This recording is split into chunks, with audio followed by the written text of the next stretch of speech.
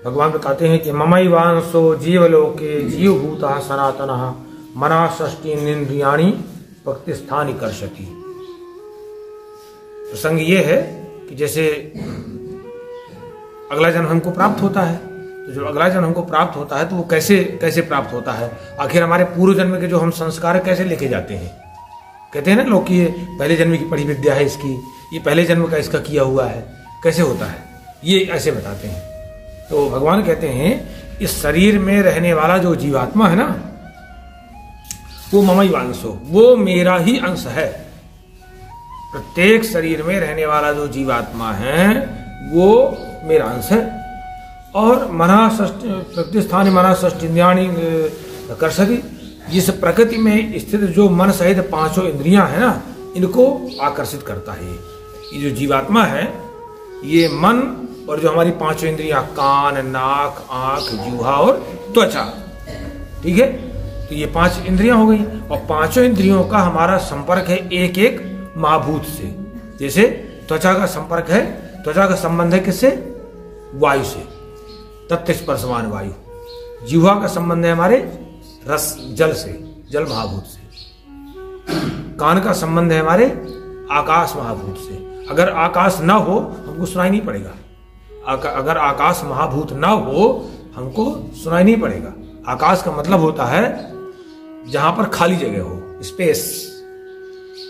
अगर खाली जगह ना हो, जैसे यहीं पर हम सब बैठे हैं, कोई हालांकि तब भी खाली कुछ ना कुछ बचेगा, उसको कोई ठोस नहीं कर सकता, इतना ठोस नहीं कर सकता कि आकाश बिल्कुल समाप्त हो जाए। कहीं ना कहीं अंशों में, कहीं ना कहीं माइक्रोन में रह जाएगा। तो जैसे यहीं पर सब लोग बैठे हैं, अगर कोई यहाँ इतना बालू भर दे तो क्या एक दूसरे की आवाज सुनाई पड़ेगी? फिर हम लोग तो बैठे रह जाएंगे। एक छोटा स्थूल जान लीजिए, तो आकाश जो है, आकाश का संबंध है हमारे, हाँ, तत्र शब्द गुणम आकाशम, आकाश का गुण ही शब्द है। और जो हमारी आंखें हैं ना, उनका संबंध है अग्नि महाभूत से, ठीक है। और जो हमारी नासा है ना, उसका संबंध है पृथ्वी महाभूत से, तत्र गंधवती पृथ्वी, गंध गुण पृथ्वी का है। देखिए आप पुराने लोगों से पूछिए कि जैसे जैसे पृथ्वी तत्वहीन होती जा रही है, जैसे हम दुर्दशा पृथ्वी करते चले जा रहे हैं, पृथ्वी अपने सारा गुण छोड़ती चली जा रही है। पहले एक घर में वहां बगल में चावल बनता था, 3 घर में महक आ जाती थी। एक घर में घी पकता था, 2 घरों में या 4 घरों में पूरे गांव में पता चल जाता था। एक घर में पूड़ी बनती थी, एक गांव में, एक कोने में, पूरे गांव में पता हो जाता था कि भैया वहां पूड़ी बन रही है। तो गंध गुण, जैसे जैसे हम लोग दुर्दशा पृथ्वी करते चले जा रहे हैं, देख लीजिए पृथ्वी अपना गंध गुण छोड़ती चली जा रही है, हमारी दुर्दशा होती जा रही है। वैसे हमारा पंच महाभूतों से हमारा शरीर बना है। और और हम सुन तो सब लेते हैं, लेकिन हम लोग प्रयास नहीं करते उसको संभालने का। जैसे हमारे परिसर में है, हमने प्रयत्न किया संभालने का कि इस परिसर में रासायनिक खाद का प्रयोग नहीं करेंगे, हम इस कम से कम इतनी भूमि तो हम शुद्ध रखेंगे। इतना तो प्रयास तो हो गया प्रयास, कोई ऐसा थोड़ी था कोई हमको बनाए मिल गया। हमने 1 गाय रखी, 2 गाय रखी, 10 गाय रखी, 15 गाय रखी, फिर व्यवस्था अपने आप कर लेते हैं। आलस नहीं करते हैं कि पर मेरे सोए नहीं, उसके लिए काम करना पड़ता है। सबको लगा देते हैं, भैया ये काम करो, ये काम करो, चलो हम शुरू किए हुए हैं। तो हम जैसे पृथ्वी की दुर्दशा किए बैठे हैं, तो पृथ्वी फिर अपना गुण छोड़ती चली आ रही है। तो फिर मानव का जीवन खतरे में है ही। लेकिन खतरे में सबका जीवन है, लेकिन कर उसके लिए कोई नहीं रहा। सुन लेंगे, जान लेंगे, लेकिन कुछ नहीं। तो इसी तरह से पांचों इंद्रियों का संबंध हमारे पंच महाभूतों से है, ठीक। अब जब पंच महाभूतों से हमारा संबंध हो गया, तो जो जीवात्मा है, तो पांचों इंद्रियां और मन के विषयों को आकर्षित करता है, इनका इनसे संबंध बन जाता है। अब क्या होता है, अब जब अगर ये शरीर जर्जर हुआ, शरीर तो व्यक्ति कोई मरता वरता तो है नहीं, केवल ये शरीर कपड़ा जर्जर हो गया, तो वो जो जीवात्मा है, जो मन और पांचों इंद्रियों के संस्कार लिए बैठा है, तो वो तुरंत जो है अगले में चला जाएगा। तो जब जाएगा तो कैसे जाता है, देखिए उदाहरण कितना सुंदर भगवान देते हैं। शरीरम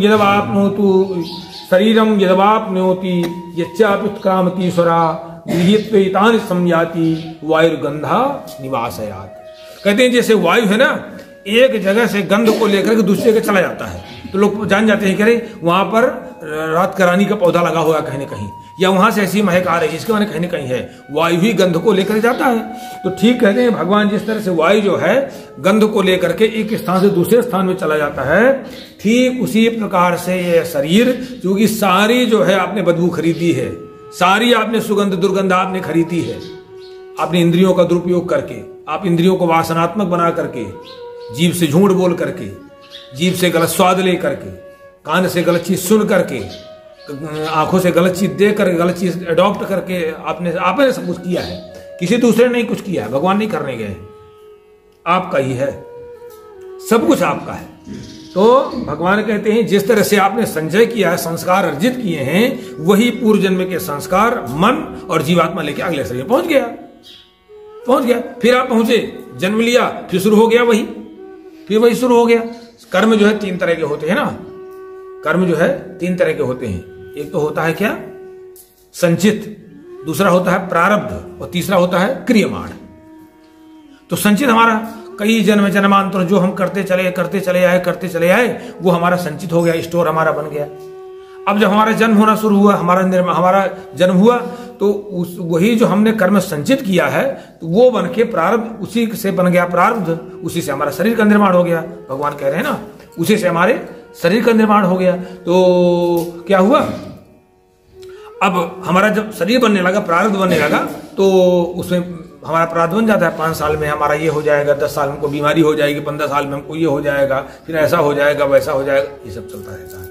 ये हमको विवाह हो जाएगा, ये हमारा ये हो जाएगा, सब कुछ निर्माण हो जाता है। तभी लोग कहते हैं भैया सब चीज पहले से निश्चित है। तो संचित हो गया, संचित से हमारा प्रारब्ध बन गया। हमने जो किया उसी से हमारा प्रारब्ध बन गया। हम ही ने किया था ना, ये पिछले जन्म में हम ही ने सब किया था, और किसी ने नहीं किया। हम ही ने इंद्रियों को इस तरह से अपना दुर्दशा की, हमने अपने मन की दुर्दशा की, और जीवात्मा शामिल अगला ट्रांसफर हो गया, ये हो गया। अब हमारा बन गया क्रियमाण। तो अब हम जो कर रहे हैं वो हमारा कर्म बन जाएगा। तो हम गलत काम करेंगे नहीं, जब गलत, न किसी को सताएंगे, न झूठ बोलेंगे, न किसी को अपने लाभ, अपने स्वार्थ के लिए किसी को लूटेंगे, खसोटेंगे, ये सब कुछ नहीं करेंगे। हम सही काम करेंगे। हम अपने मन को शुद्ध रखेंगे, इंद्रियों को शुद्ध रखेंगे, किसी से हम बहुत पवित्र संबंध रखेंगे, गलत सल जीव में नहीं खाएं पिएंगे नहीं, इससे हम अपना एकदम पवित्रता में रहेंगे। अब इससे मुक्ति का उपाय क्या है, तो क्या है ना, जब हम भजन शुरू करते हैं, भगवान की आराधना शुरू करते हैं, भजन करते हैं, तो जो हमारा संचित है ना, जो शेष अभी संचित बचा है, भोगने को बचा है, अभी तो मानव योनि भोग रहे हैं, फिर अगला भी पड़ा है, जो हमारा संचित है उसमें तो आग लग जाती है, वो आग लग गया, वो भस्म हो गया, पूरा भस्मसात हो गया। और प्रारब्ध को हम भोग लेते हैं, और जो हमारा क्रियमाण है वो हमारा नया कर्म बनने नहीं देते हैं कि हम फिर कल से बीमार हो जाए। हम नया कर्म बनने नहीं देते हैं कि नया कर्म बन के फिर हमारा प्रारब्ध बन जाए, फिर हमारा संचय बन जाए। तो उस नया बनने तो सावधान रहते हैं।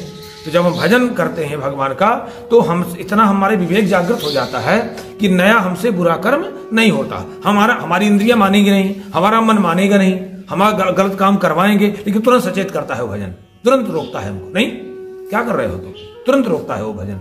जो हमारा भजन है, जप है, वो हमको तुरंत रोकता है, नहीं ऐसा ना करना, ये किसके लिए तुम कर रहे हो, क्यों कर रहे हो ऐसा काम, तुरंत रोकेगा हमको।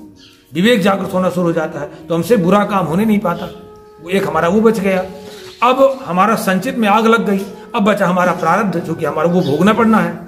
तो अब उसमें भजन का लाभ कैसे मिलता है, उसमें लाभ ऐसे मिलता है, जैसे एक आदमी बेड़ी पुलिया में खड़ा हो गया, अब खड़ा होने की यहाँ थकाना है, तो उसको कोई वाहन नहीं मिल रहा है।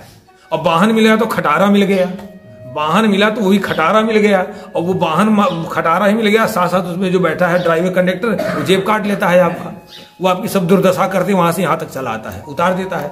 और एक व्यक्ति जो भजन है, तो भोगना तो उसको ही पड़ेगा, आना उसको यहीं तक है, रास्ता उसका वही रहेगा। तो क्या होगा, उसको बढ़िया कोई ना कोई गाड़ी मिल गई, कोई ना कोई मोटरसाइकिल आती हुई मिल गई, हमने मांगा, उसने बैठा लिया हमको, और बड़े प्रेम से, बड़े सद्भावना से हमको उसे पहुंचा दिया। ये हमारे कर्म का फल है।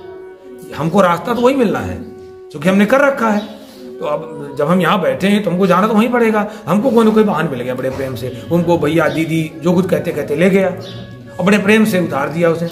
कोई ऐसा वाहन मिल गया जो बड़े, उसमें जेब कतरा ही बैठा है, दूसरा जो ताक रहा है, वो जेब कतरा हमारा जेब नहीं काटने वाला, क्योंकि जानता है कि ये बगल में बैठा है, ये देख लेगा। ये हमें फायदा मिलता है, लेकिन कोई कहते हैं भैया 2-4 मिनट होता, तो 2-4 मिनट के भजन से भी है, एक बार के भजन से है, लेकिन जितना बड़ा आपका प्रारब्ध उतना बड़ा आपको भक्ति करनी पड़ेगी, तो भगवान में सामर्थ्य भी मेट देने का। तो फिर जितना बड़ा आपका प्रारब्ध आपके सामने है, आपने कितना किया वो आप देख लीजिए, आपने कितने नंबर पाए हैं अपने जीवन में अपने कर्मों के, वो देख लीजिए। तो अब उन नंबरों को अब आपको डिलीट करना है, तो हटाना है, तो आप या और नंबर है तो आप जो है क्या कहते हैं, मध्य प्रदेश में परीक्षा होती है श्रेणी सुधार। मध्य प्रदेश में एक परीक्षा होती थी, जैसे कोई लड़का हाई स्कूल कम नंबर से पाया तो वहां होता है श्रेणी सुधार, भैया फिर से परीक्षा दे लो, श्रेणी सुधार ले अपनी। तो फिर आपने जो कर्म फल पाए हैं उसको श्रेणी सुधार ले आप, तो उससे आपका प्रारब्ध बन गया, आपको अच्छी चिकित्सा मिल गई, आपको अच्छे लोग मिल गए, आपका संसाधन मिल गया। तो ये भगवान बता रहे हैं, ये है गीता। तो भगवान कहते हैं कि जिस तरह से वायु जो है गंध को लेकर के एक स्थान से दूसरे स्थान में चला जाता है, ठीक उसी प्रकार से मन सहित इंद्रियों को ग्रहण करके ये जो शरीर है, ये जो जीवात्मा है, वो दूसरे शरीर में चला जाता है। आप देख लीजिए, हमारे यहाँ आपने देखा भी है, हमारे यहाँ 250 गौ माताएं हैं। एक गौ माता यहाँ ऐसी भी थी, पिछले साल उसका स्वर्गवास हो गया, कि अगर आपने सब लोगों ने देखा कि उसके दिन यहाँ बैठे तो बैठ जाती थी, अगर कहते इसको मारो तो मार देती थी, अगर उसको कहेंगे चलो चलो हटो यहाँ से, हट जाएगी। उसे कहते थे चलो चलो यहाँ से पकड़ो, यहाँ चलो तो यहाँ चलेगी वो। क्यों गया, देखा ना, कहता था, देखते थे ना। अगर हम इतने बड़े परिसर में घूमती रहती थी, उसको पता होता था कि ये मनुष्य के खाने वाली चीज है, तो उसको नहीं मुँह चलाएगी, उसको नहीं छुएगी, दूध 4 दिन में चलेगी। उसको पता होता था कि आहार है, ये जो है नहीं उसको खाना है। अभी इसमें भी कोई उसको मारने हाथ नहीं जाता था कि खुला चल रही तो उसको मारने दौड़ती थी कि भाई जब मैं आपका नुकसान नहीं कर रही हूं तो मुझे क्यों भगाते हो। तो कहीं ना कहीं से जन्म लेके आई थी ना, कोई अच्छा जीव था, वो कर्म गाय क्यों नहीं पा गया। क्यों देखा नहीं, अगर कोई यहाँ यही सब्जी में घूमती रहे, सब जगह खुला घूमती रहती थी, अगर कोई गया तो उसको मारने भी दौड़ती थी, क्यों मुझको ले जाने आओ।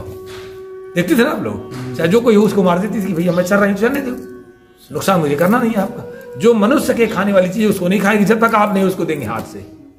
आप वही गेहूं उठा के तोड़ के खिला दी, खा लेती थी, नहीं खाएंगे तो नहीं छुएगी। तो क्या है ये प्रमाण। इसी से दार्शनिक लोग और तत्ववेत्ता लोग जो होते हैं, जो ज्ञानी लोग हैं, इसी से अनुमान करते रहते हैं कि देखिए ये भी जीव है, देखिए ये भी जीव है, देखिए ये भी जीव है, मुझ में इतनी सामर्थ्य नहीं थी, भगवान ने मुझको ये दे दिया, अब उसका लाभ उठा लीजिए। ऐसे भगवान अवसर सभी को देता है। भगवान जीवन में एक बार अच्छा अवसर सबको देता है, बस उसका हमें मौका उठा ले, लाभ उठाने चाहिए। नहीं तो कहते हैं कि भैया जैसा आपने अर्जित किया है वही आप चले जाओगे। श्रोत्रम चक्षुस्पर्शनम चरसनम घ्राणमेव च अधिष्ठाय मनस्यायम विषय अनुपसेवते।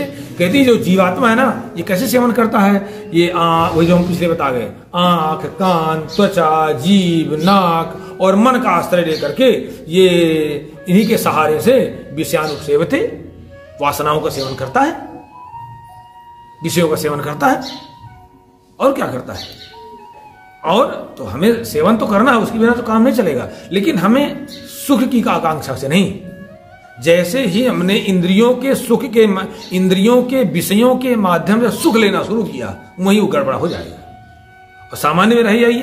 ऐसा तो नहीं कि आपका भोजन में आपको वो नहीं जाएगा, महक नहीं जाएगी। अब आपने सोचा नहीं यही महक अच्छी है तो फिर और करेंगे तो बढ़ेंगे। इंद्रियों का उपयोग उतना हो जितना उनकी आवश्यकता है, माने बिल्कुल व्यर्थ की आवश्यकता नहीं, उनकी मांग नहीं पूरी करनी चाहिए, क्योंकि मानने वाली है नहीं वो, ना वो मन मानने वाला है, ना इंद्रियां मानने वाली है।